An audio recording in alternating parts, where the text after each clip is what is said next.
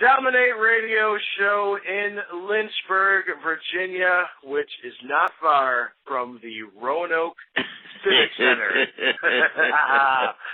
Roanoke Civic Center, July 27th. The man himself is going to be there. We have him on the line, Mr. Bill Cosby. Bill, how are you doing? Now, what time is the show? What time is the show? It is 7 p.m. Is it? Yes. That's the information we have. Now, is the 27th a Saturday or Friday? The 27th is a week from this Saturday. Oh, good. Because, 45 miles, long way to ride and drive fast on a Friday. When you getting off work. Man, I think you coming to town is worth taking the day off. Oh yeah, everybody's off. Bill's in town. Yeah, right. especially in Lynchburg. Yeah, that's right. There's not much going on here. Yeah. So let me ask you this: you started your stand-up career in 1962. So one of the things people noticed is that obviously those were different times than today. You did not incorporate race into your material. Why was that? Why did you feel like that wasn't necessary? There's two things. One was when I was doing race material and I was interspersing it, a white guy who was a comic, we would all meet after we performed and go over how our audiences did. And this guy said to me, I didn't even know him, and he said to me, if you turned white tomorrow, you wouldn't have any material. And that really angered me. But not so that I lost control, but I looked at this guy and I knew that he was wrong. So I set that. So race to me is something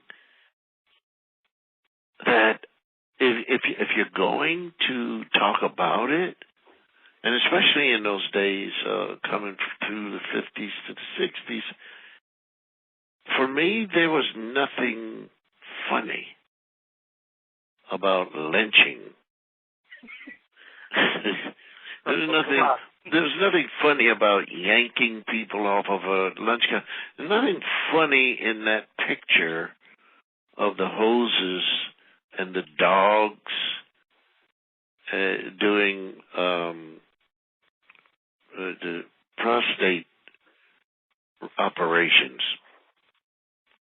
So, unless, when I'm talking about race, I'm going to give it to you without jokes. That didn't fit well. Yeah. With an audience that has come to laugh. Yeah. So, I'm going to set that aside. Something that I have heard 50-year-old people say to me, my father was a devout racist, but he brought home your LP and said, I don't know what he called me. this man is funny. But what was he saying? In the subconscious, he's saying, he's laughing, and then in the conscious, he's not really getting it, that he's laughing because I'm human and so is he. And that's why he's liking it. I hope I didn't contradict myself because it was very sort of complex. So it didn't mean that he... Huh? was some deep stuff. Yeah, but what happens is my routines did not make this man go out and love all black people or some. He just knew that he enjoyed the identification that I was putting there, which was, I am a human being, and then he laughed, so are you. All right. And it doesn't mean come on in and sit down and here's your hood for the meeting. Well, you started it. Yeah. So we cannot have a conversation with D. Bill Cosby without talking about the Cosby Show, obviously. Which you started in around 1984, wasn't it? The what? You started the Cosby Show in 1984. Go ahead. Yeah. So who was the creative genius behind the show? You know, was it all you, or was it a team of people? How did that come about? It was at a time when sitcoms were dead. That's what everybody said. And they should have been dead. Sitcoms should have been dead, because what they were trying to do with sitcoms was make the children smarter than the parents or any old person trying to tell them something. And this is written by grown-up white people. See how race comes into play? Yeah, probably.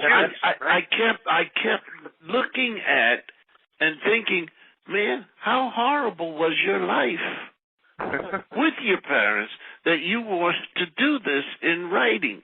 But later I found out it doesn't make any difference. These people just want to write stupid and have yuck jokes, because now you can see it. You can see it in movies. You can see it in animation.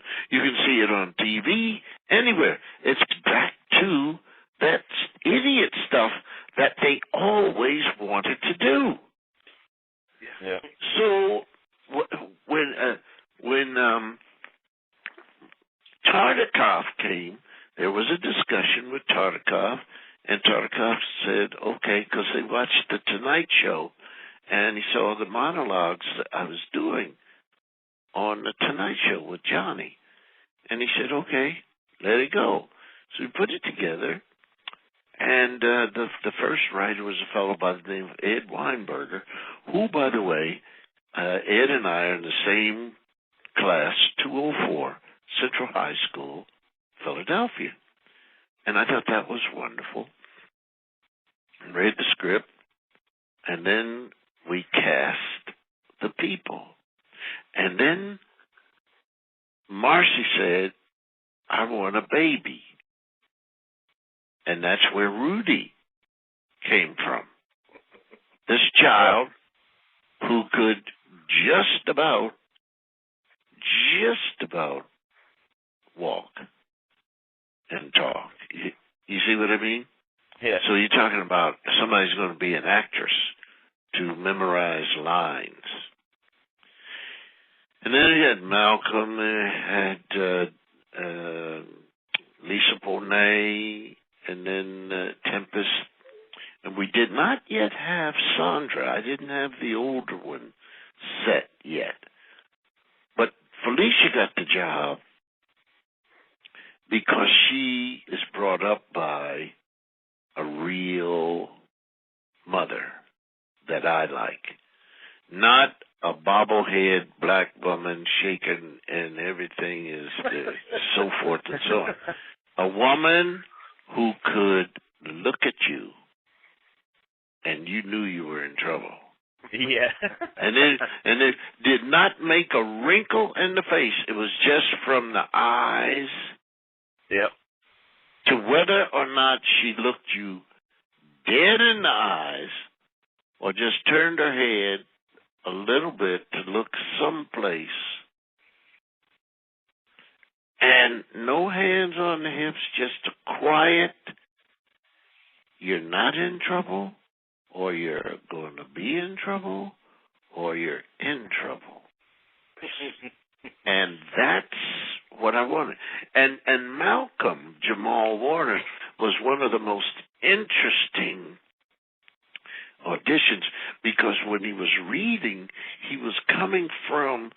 whatever this foolishness is of where you talk back to your mother, you grunt, you do things like that. So, I mean, I felt that he was a good actor, but his attitude needed direction. So I came down and I pulled him aside, and we went outside, and I said, "You live with your mother?" He said, "Yes, sir." He was 14 at the time. I said, and when your mother tells you to do something like this thing in the script, I mean, do you answer her that way? And a smile grew on his lips. And he said, "No, sir." I said, "Then go back and act accordingly." And man, he changed in a heartbeat and has always approached his mother on TV and his father the same way. So Nate's last name is Fouts. Now, we do this with everyone. This is called Fouts Fast 5. We have 5 questions for you at random. Very random, very off-the-wall questions. Now, just let me warn you. I don't play this game well. Okay. All right? I don't play this game well. It's called... And if you're looking for comedy, this is going to be it. Okay, go ahead. Okay. Go ahead. Well, it's called Fast 5. I know Bill is not, your fast is not really part of your act. So, but we'll do it. We'll give it a shot. Okay, number 1. Now, what is your favorite rock song? My favorite what? Number 2. Have you ever worn...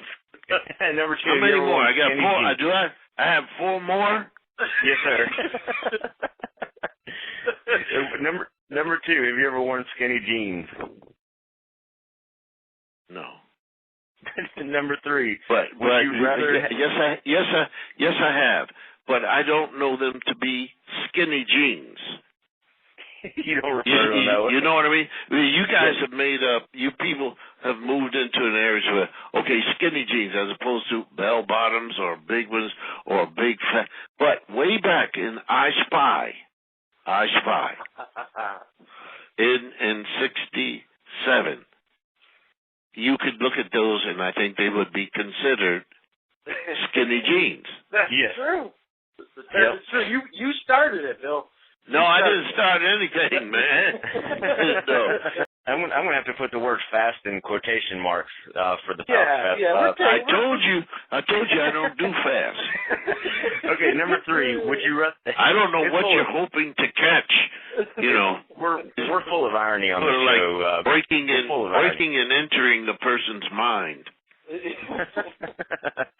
All right, so number 3, would you rather have Louis Armstrong's voice or Lance Armstrong's body? No. That was just dumb. No, that's dumb. They get dumber. Did you ever hear Louis Armstrong sing the September song? Next question. Number 4. Have you ever used? Let's just get to number 5. Let's just round it off. No, do number 4. Don't punk out. There's no time to punk out. Go with number 4. Take your beating like a man. Number 4. Have you ever used the phrase "knocking boots"? No, sir. All right, number 5. Nice and easy. Boston Pops or Puddin' Pops? Oh boy. Is the silence your answer? I'm thinking. Okay. It's a tough one. He is going to be at the Roanoke Civic Center next Saturday, a week from Saturday, July 27th. Tickets are still available, but probably not after we air this. Bill, thank you so much for being on the show today. See you later, guys. Thank you.